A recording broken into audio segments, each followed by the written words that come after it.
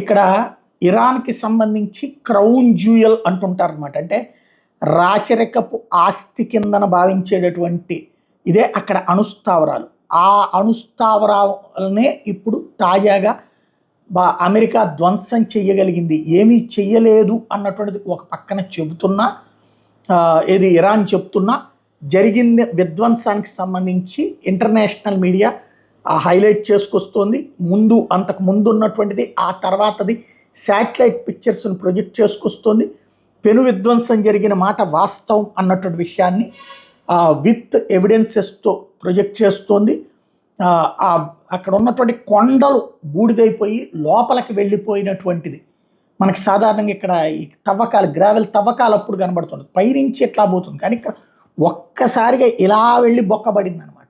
అది ఇక్కడ స్పష్టంగా ఆ తర్వాత మొత్తం స్ప్రెడ్ అయినటువంటి ఆ బూడిదని విజువల్స్తో సహా చూపెడుతున్నారు.